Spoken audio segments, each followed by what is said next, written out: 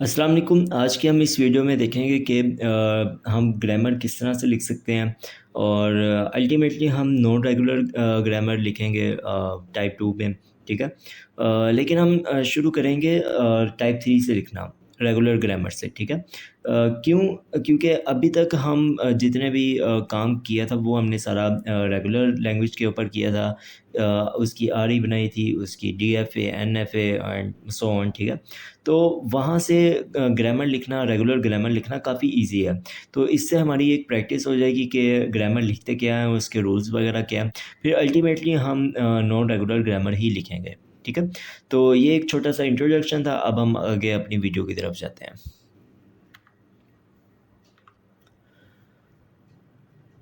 Okay, तो यहाँ पर आप देख सकते हैं कि टाइप 3 की ग्रामर के लिए क्या रूल्स हैं जो मस्ट हैं। वो एक तो उसका लीनियर होना चाहिए। अब लीनियर भी के अंदर भी उसकी दो कैटेगरीज हैं, दो पैटर्न्स हैं। ठीक है। या तो वो राइट लीनियर ग्रामर हो। क्या मतलब कि हमारे पास अगर एक ये प्रोडक्शन रूल है और क्या सीन है कि उसके राइट हैंड साइड पे एक हमारे पास ये टर्मिनल है और ये हमारे पास नॉन टर्मिनल है, कैपिटल बी हमारे पास नॉन टर्मिनल है। अब जो हमारे पास नॉन टर्मिनल है वो टर्मिनल के राइट हैंड साइड पर आना चाहिए। ये हमारे पास एक राइट लीनियर ग्रामर के अंदर आ जाती है। ओके। दूसरा हमारे पास लेफ्ट लीनियर ग्रामर है। इसके अंदर क्या है कि वही हमारे पास जो non terminal on the right hand side projection rule के, वो टर्मिनल के लेफ्ट हैंड साइड पर आना चाहिए। ठीक है, जस्ट लाइक दिस। अब यहाँ पर एक चीज़ नोट करने के काबिल है, क्या बोला कि अगर हमारे पास कोई एक ऐसी ग्रामर है, ठीक है, जिसके अंदर काफ़ी सारे प्रोजेक्शन रूल्स लगे हुए हैं। अब अगर एक प्रोजेक्शन रूल के अंदर राइट लीनियर ग्रामर को यूज़ किया हुआ है तो बाकी के सारे प्रोजेक्शन रूल्स के अंदर आपको राइट लीनियर ग्रामर ही यूज़ करनी पड़ेगी। ठीक है। और same as it is with left linear grammar. अगर आपने राइट और लेफ़्ट का आपने मिक्सअप कर दिया तो बहुत ही ज़्यादा हाई चांसेस हो जाएंगे कि वो जो सी ग्रामर है वो not regular grammar produce. Okay, तो यहाँ पर हमारे पास कुछ कैटेगरीज आ जाती हैं रेगुलर ग्रामर के लिए। हम उनको देखेंगे, उनके ऊपर लाइक ग्रामर लिखेंगे और फिर हम अल्टीमेटली यहाँ से नॉन रेगुलर ग्रामर की तरफ चले जाएंगे। हमारे पास पहला जो आता है वो है स्टार्ट विद ए। ये स्टार्ट विद ए कुछ भी हो सकता है, स्टार्ट विद बी भी हो सकता है, start with double A, zero, one and so on, कुछ भी हो सकता है। ठीक है। तो इसके लिए जो हमारे पास रेगुलर एक्सप्रेशन है वो ये है, इसकी जो लैंग्वेज है वो हमारे पास ये कुछ आ जाएगी। अब इसके लिए जो हमारे पास एन एफ ए बनेगा वो समथिंग लाइक दिस, ये हमारे पास बन जाएगा। ठीक है। ओके। अब आप देखेंगे कि बी के ऊपर हमारे पास एक लूप आ रहा है। तो मैं सबसे पहले एक लूप हमारे पास आगे काफ़ी जगह पर बार बार रिपीट होगा। तो हम पहले इसके लिए एक ग्रामर लिख देते हैं ताकि हम सिंपल उसको फिर कॉपी पेस्ट करा किया करें। ठीक है। ओके। तो ये हमारे पास एक लूप आ गया, उसकी रेगुलर एक्सप्रेशन आ गई है A plus B the whole clean start. ठीक है। इसके लिए जो हमारे पास ग्रामर आएगी वो क्या आएगी कि एस इम्प्लाइज ए इंटू एस और बी इंटू एस और नल। ठीक है। अब देखें कि जब मैंने पहले प्रोडक्शन रूल के अंदर राइट लीनियर ग्रामर को यूज़ किया तो मैं बाकी सब के अंदर भी राइट लीनियर ग्रामर यूज़ कर रहा हूँ। ठीक है। ओके। तो यहाँ से इसका एक बेस केस आप इसको समझ लो कि जो हमारे पास एप्सिलॉन है वो हमारे पास एक बेस केस है। यहाँ से हम इस लूप को एग्जिट कर सकते हैं। ठीक है। अब हम आगे देखते हैं कि ये जो सी स्टार्ट विद ए थी, इसके लिए हमारे पास रेगुलर ग्रामर क्या आती है वो ये है। ऐसे हमने अब जो आपने एन एफ ए बनाया है, आपने इसी को देखते हुए इसकी रेगुलर ग्रामर बन जाएगी, बहुत इजीली बन जाएगी। सिर्फ आपने जो एन एफ ए बनाया है इसी को फॉलो करना है और आपके पास ग्रामर बन जाएगी। ऐसे आपने स्टार्ट किया, आपने ए पढ़ा और बी पर चले गए, s implies a and b. ठीक है। अच्छा, अब आपने बी से आप ए भी पढ़ सकते हो, आप बी भी पढ़ सकते हो, आप कुछ भी नहीं पढ़ सकते। ठीक है। आप यहीं पर अपनी स्ट्रिंग को एंड भी कर सकते हैं। तो सेम हम यही करेंगे। हम ये लूप की जो डेफिनेशन हमने जो लूप की ग्रामर लिखी है हम वही यहाँ पर बी के लिए लिख देंगे, ए इंटू बी और बी इंटू बी और एप्सिलॉन। ठीक है। तो ये हमारे पास इस स्टार्ट विद ए की ये रेगुलर ग्रामर आ गई। ओके, तो दूसरी कैटेगरी हमारे पास एंड विद ए आ जाती है। अगेन ये एंड विद बी भी हो सकता है, एंड विद डबल बी भी हो सकता है और इस तरह से लाइक काफ़ी कॉम्बिनेशन हो सकते हैं। इसकी जो आ रही है वो हमारे पास ये है और लैंग्वेज भी आ गई। एंड अगेन यहाँ पर हमारे पास एन एफ ए आ गया। अब जो हमारे पास लूप है वो एस के ऊपर है। ठीक है। तो आप एस के ऊपर ये लूप वाली कंडीशंस लगा दें। अब अगेन आप देखें कि हमारी स्ट्रिंग एंड कब होगी, जब आप ए आखिरी जो अल्फ़ाबेट है वो आप ए रीड करेंगे, ठीक है। ए रीड किया मैं, ए स्टेट के ऊपर आ गया। मैं ए स्टेट के ऊपर आके मैं अगेन ए भी दोबारा, या यहाँ से मैंने कुछ मिसिंग किया हुआ है, एक लूप मिसिंग किया हुआ है। आप ए पढ़ के ए पर भी रह सकते हैं, और आप एप्सिलॉन पढ़ के, लाइक आप ये जो आखिरी ए पढ़ा हुआ है आप इसको पढ़ के यहीं पर अपनी स्ट्रिंग को एंड भी कर सकते हैं। तो ये हमारे पास बेस केस आ जाता है जहाँ से हम अपना एग्जिट लेंगे। This is like a exit path, ठीक है। ओके, तो हमारे पास ये थर्ड केस आ जाता है जिसमें स्टार्ट विद ए है और एंड विद ए है, लाइक आप दोनों को मिक्स कर दो, तो ये हमारे पास थर्ड केस आ जाता है। इसके लिए जो हमारे पास रेगुलर एक्सप्रेशन है वो ये है, और लैंग्वेज आ गई, और उसके बाद हमारे पास NFA आ गया। ओके, तो इसकी जो रेगुलर ग्रामर, अगेन आपने अगर इसकी NFA बना लिया तो इसकी रेगुलर ग्रामर बनाना काफ़ी इजी है। आपने बस इन सारी स्टेट्स को फॉलो करना है और उसके आगे वो उसकी ग्रामर आती जाएगी, ठीक है। एस से ए पढ़ा, ए पढ़ गए, और आप ए पढ़ के अगेन एस पर भी आ सकते हैं, आप ए पढ़ के बी पर भी जा सकते हैं, एंड सो ऑन। ये काफ़ी ईजी सा सीन है। चौथी हमारे पास कैटेगरी आ जाती है डिविजिबल की। अब डिविजिबल में क्या हो सकता है कि number of a's divisible by 3, या इस तरह से डिविजिबल बाय 4 आ सकता है, 5 आ सकता है, कुछ भी आ सकता है, ठीक है। ओके, तो ये हमारे पास उसकी NFA आ जाती है। अब यहाँ पर अगेन आपने NFA बना लिया तो बहुत ईजी है उसकी ग्रामर बनाना। तो ये हमारे पास ये ग्रामर आ गया है, एस इंटू ए। एस से आप ए पढ़ के ए पर भी जा सकते हैं, देन आप बी पढ़ के आप एस पर ही रह सकते हैं, और आप ये भी तो है डिविजिबल बाय 3 में आपके पास 0 भी तो आ जाता है, मतलब आपको नल भी आपने एक्सेप्ट करवाना है, तो आप फिर एस से अगेन वो नल भी पढ़ सकते हैं। ओके, तो यहाँ पर एक मैंने गलती की हुई है, मैंने बी से एस की तरफ एक इवेंट नहीं बनाया हुआ, ठीक है, ट्रांजिशन नहीं बनाई हुई। यहाँ से ए पढ़ के यहाँ पर जाया जा सकता है, जो कि मैंने लिखा भी हुआ है यहाँ पर। आप ए पढ़ के दोबारा एस पर जा सकते हैं, तो ये आप ए पढ़ के दोबारा एस पर जा सकते हैं बी से, ठीक है। ओके, अगेन ये काफ़ी इजी सा सीन, अगर आपने NFA बना लिया तो आप इजीली इसकी रेगुलर ग्रामर बना सकते हैं। नेक्स्ट हमारे पास कैटेगरी आ जाती है सब स्ट्रिंग्स की। अब उसमें क्या सीन हो सकता है कि आपको कहा जा सकता है कि एक कोई भी आपने लैंग्वेज एक्सेप्ट करवानी है जिसमें BA का सब स्ट्रिंग होना लाजमी है, ठीक है। उसके लिए आपके पास एक जो NFA अगेन आ जाती है वो कुछ इस टाइप की हो जाएगी, ठीक है। अगेन आपने अगर NFA बना लिए तो रेगुलर ग्रामर बनाना बहुत ही ईजी है। आपको बस उसका बेस केस पता होना चाहिए। बेस केस लाइक एग्ज़िट, आपको पॉइंट पता होना चाहिए कि आपने बी से एग्ज़िट करना है, तो आपने वहीं पर कोई अपना बेस केस लगा देना। अब बी पर आपका एक लूप है तो आपने लूप लगा दिया, और लूप के बाद अगर लाइक इसमें दोबारा कोई ट्रांजिशन नहीं हो रही तो आपने यहाँ पर इसको नल कर दिया, ठीक है। ओके, अब यहाँ पर छठा हमारे पास केस आ जाता है जिसमें एटलीस्ट आ जाता है, एटमोस्ट आ जाता है, एग्जैक्टली 1 और मोर आ जाता है, ठीक है, यानी कि एग्जैक्टली 2, एग्जैक्टली 3, इस तरह से करके। ओके, तो एटलीस्ट के केस में यहाँ पर मैं यही करूँगा कि ये रेगुलर एक्सप्रेशन बना देता हूँ। आप इसकी ग्रामर खुद मतलब एक बार कोशिश करें, बन जाएगी, बहुत ही ईजी सीन है। आपने सेम वही वाले पिछले ये देखें, यहाँ पर एक मैं इसको अगर थोड़ा सा हाईलाइट करके दिखाऊँ तो ये एक लूप है। आपने एक एस ट्रांजिशन आ गई जिसके ऊपर ये लूप आ जाएगा। आपने ए पढ़ के ए के ऊपर जाना है, और ए के ऊपर दोबारा आपने एक लूप लगा देना है, ठीक है। तो उसकी ग्रामर बनानी बहुत ही ईजी हो जाएगी। अगेन एट मोस्ट 1 के लिए कुछ 1A के लिए कुछ ये वाली ट्रांजिशन हमारे पास आ जाएगी, रेगुलर एक्सप्रेशन आ जाएगी, एंड एग्जैक्टली 1A के लिए हमारे पास कुछ ये रेगुलर एक्सप्रेशन आ जाएगी। इनकी अगेन रेगुलर ग्रामर बनाना काफ़ी ईजी है। अच्छा, अब फाइनाइट ऑटोमेटा, यानी कि जो हमने टाइप 3 की ग्रामर है जिससे हम फाइनाइट ऑटोमेटा बनाते हैं और उसके बाद DFA, NFA and so on बनाते हैं, उसके में एक और कैटेगरी आ जाती है फाइनाइट लैंग्वेज की। अब फाइनाइट लैंग्वेज में ये भी कहा जा सकता है कि यहाँ पर मैंने लैंग्वेज लिखी नहीं हुई, शायद मैं भूल गया हूँ।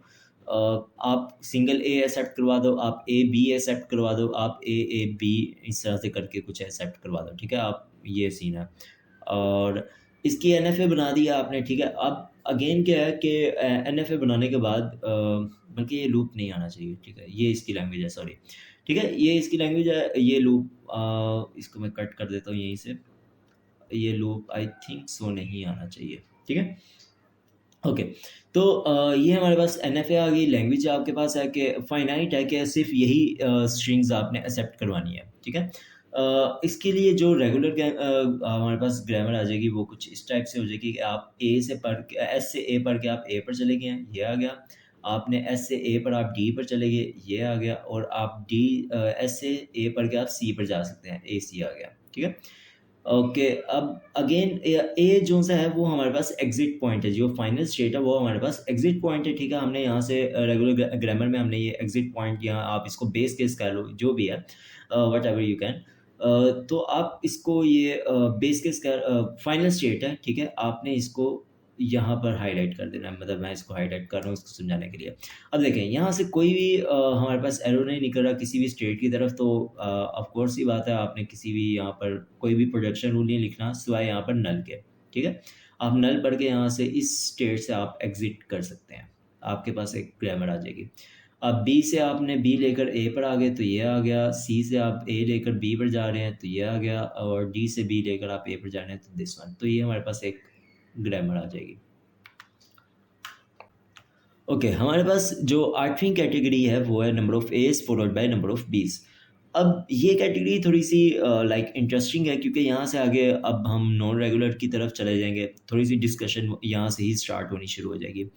अब यहाँ पर एक और चीज़ है कि हमारे पास 4 डिफरेंट टाइप्स ऑफ ग्रामर थी, type 0, type 1, type 2 and type 3। Type 2 और टाइप 3 के दरमियान जो हमारे पास एक टाइप ऑफ ब्रिज काम करता है वो है लीनियर ग्रामर, ठीक है। अगर लीनियर ग्रामर लेफ्ट है या राइट है तो वो फॉल कर जाएगी टाइप 3 के अंदर, यानी कि रेगुलर ग्रामर के अंदर। अगर वो खाली लीनियर ग्रामर है, ठीक है, ना लेफ्ट ना राइट, समथिंग लाइक दिस, तो वो नॉन रेगुलर टाइप यानी कि टाइप 2 के अंदर फॉल कर जाएगी, ठीक है। अब इस चीज़ को थोड़ा सा दिमाग में रखें और फिर हम आगे की तरफ मूव करते हैं।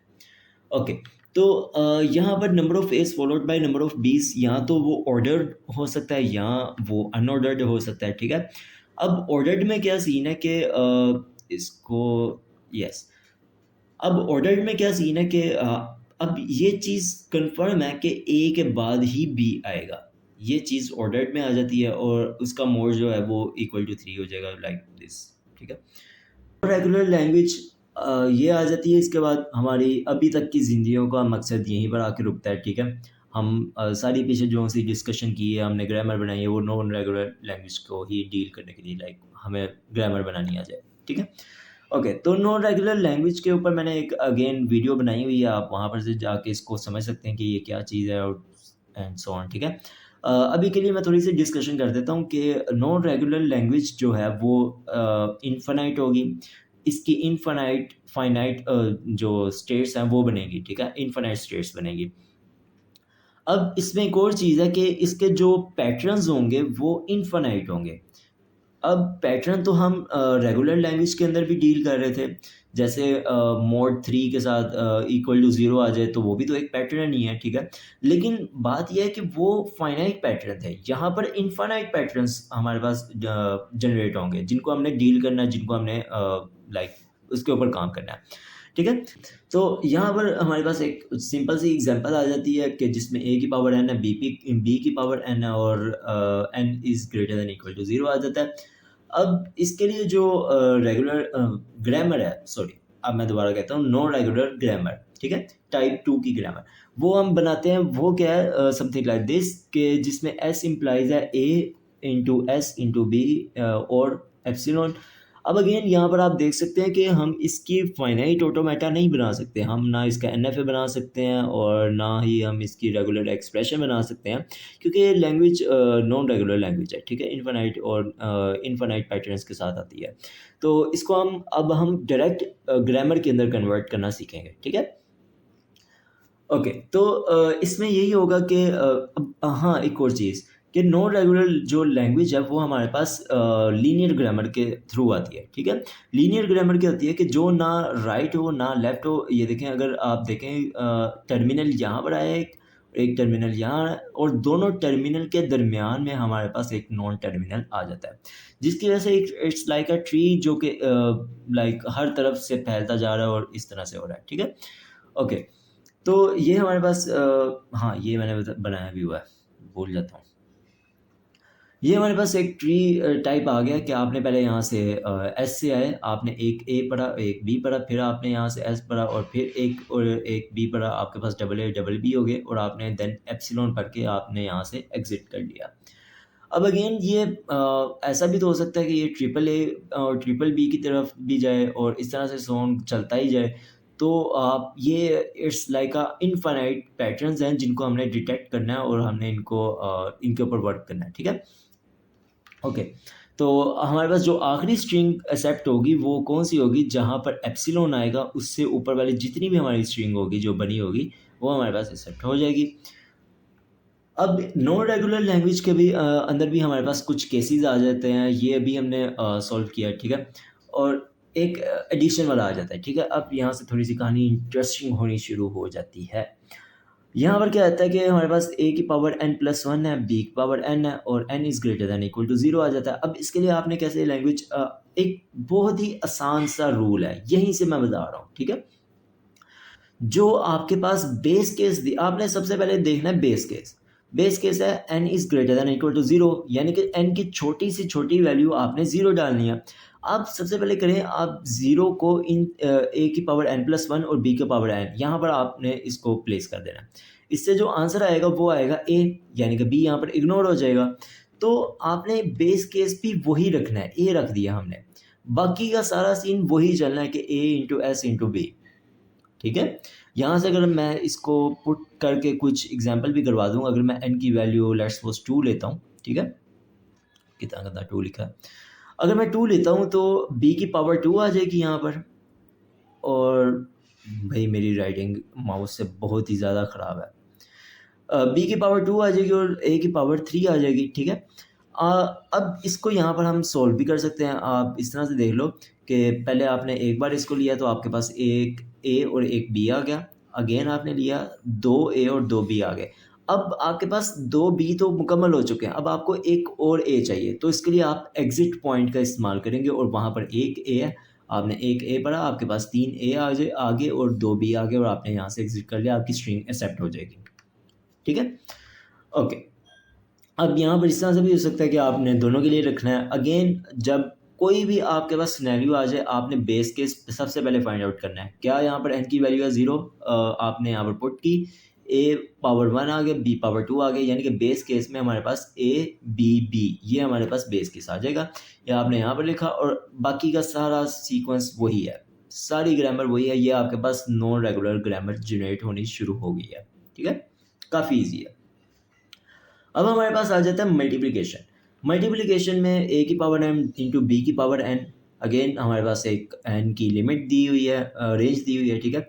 आपने n की पावर 0 यहाँ पर पुट की तो हमारे पास कुछ भी नहीं आता, ठीक है। 0 a की पावर 0 b की पावर 0, तो अगर कुछ नहीं आ रहा तो वेल एंड गुड यार, इससे ज़्यादा अच्छी बात क्या हो सकती है, आप बेस केस में एप्सिलॉन को पुट कर दें। अब यहाँ पर बात यह है कि इस केस में हमारे पास जो शुरू वाला प्रोडक्शन रूल है उसमें थोड़ा सा चेंज आ जाता है। अब देखें, एक ए के मुकाबले में आपके पास 2 बी जनरेट होना चाहिए, तो मैंने भी वही किया, मैंने एक ए यहाँ पर रखा, दो बी यहाँ पर रख दिए। अब आप यहाँ पर एन की वैल्यू कुछ भी इंसर्ट करते जाएं, ये जो ग्रामर है ये आपकी सही और करेक्ट लैंग्वेज प्रोड्यूस करेगी, ठीक है। अब ये कोड केस है हमारे पास जिसमें मल्टीप्लिकेशन भी हो रहा है और एडिशन भी हो रहा है। सिंपल यार, वही रूल बताया, इसको लगाते जाओ और लाइफ को जिए जाओ। आपने n की जो वैल्यू सबसे कम है वो 0, इसको यहाँ पर रखा, तो आपके पास जो वैल्यू जो a और b की वैल्यू आई वो a की पावर 3 b की पावर 2, तो मतलब ये हमारे पास बेस केस है। आपने ये बेस केस यहाँ पर इसको ये रख दिया, ठीक है। ट्रिपल ए और डबल बी आ गए। और हाँ, अब जो पहला प्रोडक्शन रूल है वहाँ पर आपने मल्टीप्लिकेशन को ज़्यादा अहमियत देनी है, मतलब वही यहाँ पर इफेक्ट कर रहा है, ठीक है। 2n है तो मतलब मैंने 2a कर दिया, 3n है तो मैंने 3b कर दिया और बीच में s लगा दिया, ये मेरे पास एक ग्रामर आ गई। अब ऐसा भी हो सकता है कि n और m जो दो डिफरेंट वेरिएबल्स हैं वो आपस में लाइक डिपेंडेंट हो, n is equal to m-1 है और m ग्रेटर देन 1 है, तो आपने कोशिश ये करनी है कि इनको एक ही वेरिएबल के अंदर आप मतलब बदल दें, ठीक है। ओके, तो यहाँ पर मैंने क्या किया, मैंने n is equal to m-1 है तो मैंने n-1 a के ऊपर कर दिया, a के ऊपर n है और b के ऊपर m है, ठीक है। तो in short n is dependent on m, तो मैंने यहाँ पर n-1 यहाँ लेट्स सपोज मैंने m को n की जगह पर रिप्लेस कर दिया, ठीक है। तो n-1 यहाँ पर आ गया और b के ऊपर n एज इट इज़ आ गया। अब n इज़ ग्रेटर दैन जो m की मेरे पास रेंज थी वही मैंने यहाँ पर रख दी n के लिए। अगेन ये और भी तरीक़ों से हो सकता है, अब वो सारे ठीक हैं अगर वो इस ओरिजिनल कंडीशन को सेटिस्फाई कर रहे हैं। अगर वो इसको सेटिस्फाई कर रहे हैं तो वो सारे तरीके ठीक हैं। मैंने इस तरीके से कर लिया, आप इस तरीके से कर रहे हैं, ठीक है।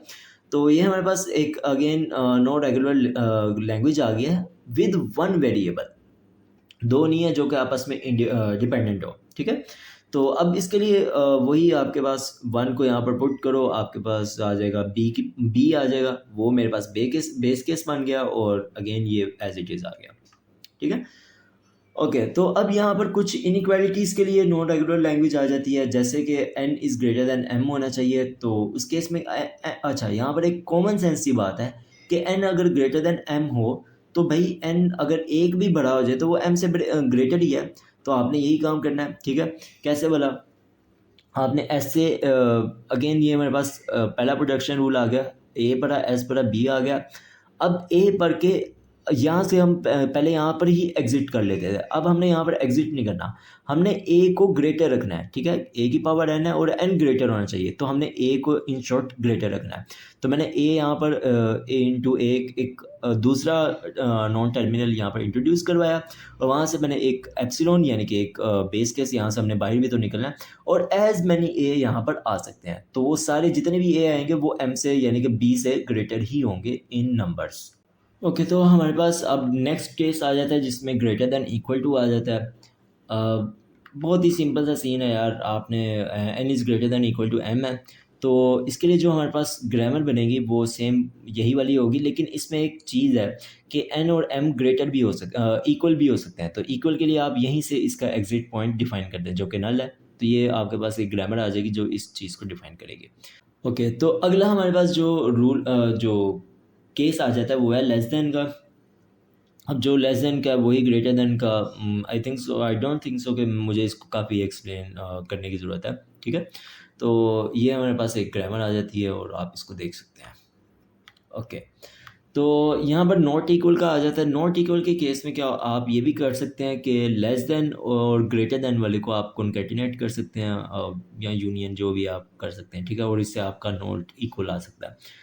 या फिर आप इसको एज इट इज़ यहीं से भी आप इसकी ग्रामर बना सकते हैं। कैसे वाला ये मैंने बताया हुआ कि आप इसको मतलब इस तरीके से भी कर सकते हैं। ओके, तो आपने एस से ए पढ़ा, बी और बी ये दो नॉन टर्मिनल आप पढ़ सकते हैं, ठीक है।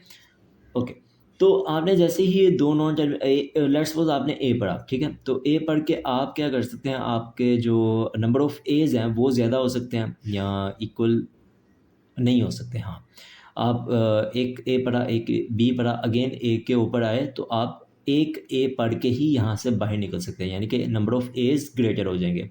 अब बी के ऊपर जाने से क्या होगा कि नंबर ऑफ़ बीज ग्रेटर हो जाएंगे। तो in short n is not equal to m, यहाँ पर ये चीज़ ग्रामर के अंदर प्रूव हो जाएगी, ठीक है।